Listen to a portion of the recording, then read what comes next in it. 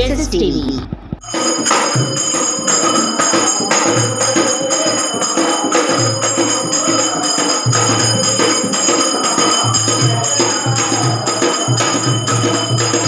Welcome to SSTV. ఈరోజు మనం వీడియోలో సీతారాముల కళ్యాణం అనంతరం జరిగే పానుపు సేవను గురించి తెలుసుకుందాము. ఆలయాలలో సీతారాముల కళ్యాణం అనంతరం మిగిలిన 5 రోజులు కూడా పెళ్లిళ్ళ తర్వాత ఏ విధంగా కార్యక్రమాలు జరుగుతాయో ఆ విధంగానే జరుపుతారు. అందులో ఈ పానుపు సేవ కూడా ఒకటి. ఈ పానుపు సేవలో పూలు, పళ్ళు, ఫలాలు, తీపి తినుబండారాలు ఇలా మొదలైనవన్నీ పెళ్లిళ్ల మాదిరిగానే తీసుకువచ్చి స్వామి అమ్మవార్లకు పూల పానుపును ఏర్పాటు చేసి ముత్తైదువులందరూ పూలతో ఆ పానుపును చక్కగా అలంకరించి శ్రీ సీతారాముల వారికి పానుపు సేవను చేయటం జరుగుతుంది. శ్రీ సీతారాముల కళ్యాణం అనంతరం 5వ రోజు ఈ కార్యక్రమాన్ని జరపడం పరిపాటి.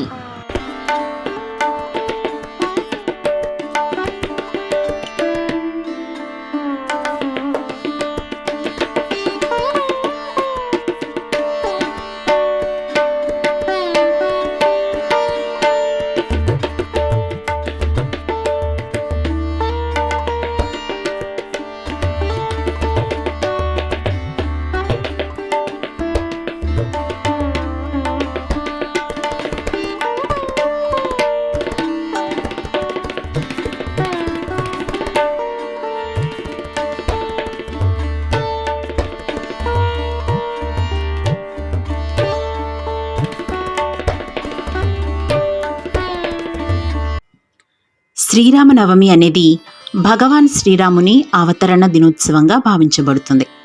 ఈ పర్వదినాన్ని భారతదేశ వ్యాప్తంగా ఎంతో భక్తి శ్రద్ధలతో జరుపుకుంటారు. అయితే కొన్ని పుణ్యక్షేత్రాల్లో, ముఖ్యంగా భద్రాచలం వంటి ఆలయాల్లో రామనవమి అనంతరం ప్రత్యేకమైన శోభన పానుపు సేవ జరుగుతుంది. ఈ పానుపు సేవ అంటేనే శ్రీరాముడు మరియు సీతాదేవి మధ్య జరిగిన దివ్య కళ్యాణోత్సవాన్ని ఆలయాల్లో నాటక రూపంగా లేదా ఉత్సవ రూపంగా ఆచరిస్తారు. ఇది కేవలం ఒక కళాత్మక కార్యక్రమం మాత్రమే కాదు, భక్తుల హృదయాలలో శ్రద్ధాభక్తులతో నిండిన సేవగా భావించబడుతుంది. అందువల్ల శ్రీరామనవమి అనంతరం సీతారాముల శోభన పానుపు సేవను నిర్వహించటం పరిపాటిగా వస్తుంది. ఇది ఆధ్యాత్మికంగా కూడా శ్రేయస్కరమే.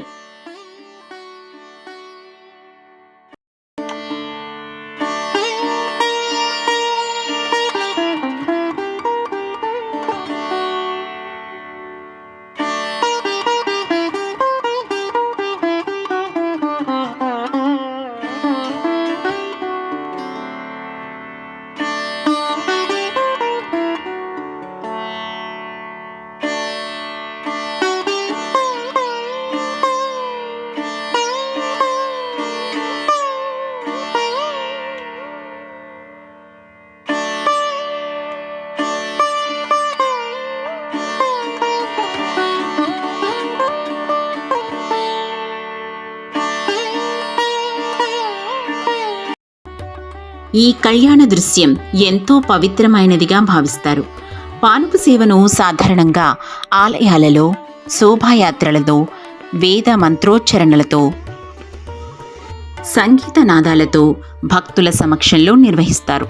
ఇందులో మంగళ వాయిద్యాలు వాయించబడతాయి, దేవతల విగ్రహాలు అలంకరించబడతాయి, స్వామివారి శోభన కళ్యాణం జంటగా చూపబడుతుంది.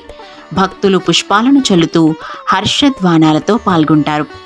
ఈ సేవను చూచేవారికి, పాల్గొనేవారికి పుణ్యం కలుగుతుందని, దంపతులకు ఆనందమయ జీవితం ప్రసాదింపబడుతుందని భక్తుల నమ్మకం.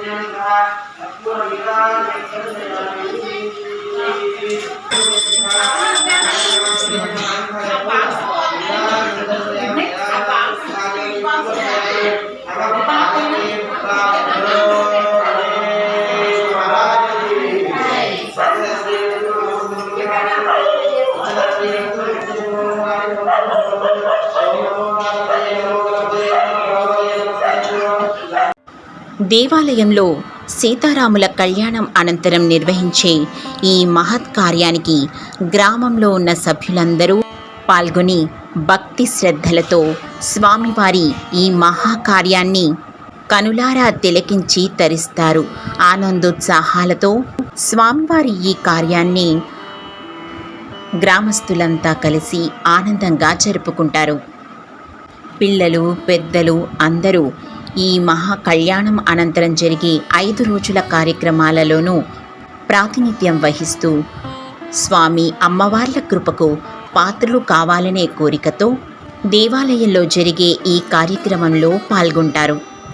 స్వామివారి కార్యానికి సిద్ధం చేసిన అనంతరం పూజ తరువాత అందరికీ అక్షింతలను ఇస్తారు. ఆ అక్షింతలను స్వీకరించిన తరువాత మంత్రోచ్చరణల తరువాత తిరిగి ఆ అక్షింతలను స్వీకరిస్తారు.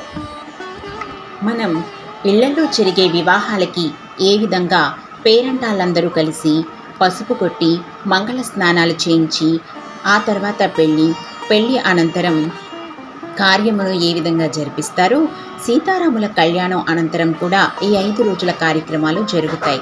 ఆఖరి రోజు జరిగే ఈ పానుపు సేవలో ముత్తైదువులందరూ కలిసి ఈ కార్యక్రమాన్ని నిర్వహిస్తూనే కార్యక్రమంలో దంపతులు పాల్గొని దంపతాంబూలాలని అందుకుంటారు. ఈ కళ్యాణ మహోత్సవంలో ఎవరైతే పీటల మీద కూర్చొని స్వామివారి కళ్యాణాన్ని జరిపించారో ఈ తంతంతటిని వాళ్ళ చేతుల మీదుగా చేయిస్తారు. స్వామివారి కళ్యాణంలో ఈ దంపతాంబూలాల్ని అందుకోవడం వారి కుటుంబానికి ఎంతో శ్రేయస్కరంగా భావిస్తారు. స్వామివారి కళ్యాణాన్ని జరిపించే దంపతులకు ఎటువంటి లోటు లేకుండా స్వామివారు వారిని ఎల్లప్పుడూ కాస్తారని నమ్ముతారు.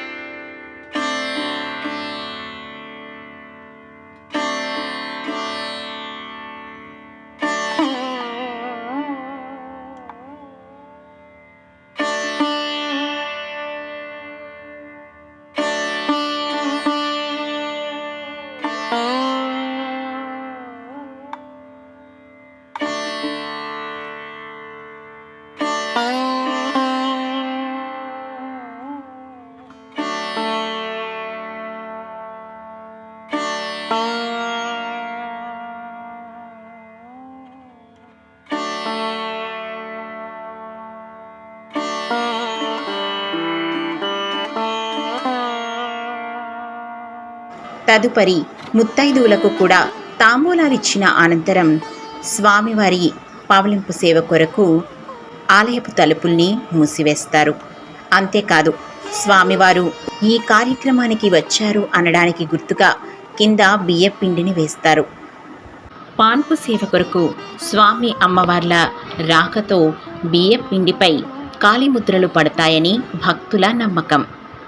ఈ విధంగా ఈ కళ్యాణ మహోత్సవాన్ని గ్రామస్తులందరూ 5 రోజుల పాటు జరిపి ఈ పానపు సేవతో కార్యక్రమాన్ని ముగిస్తారు.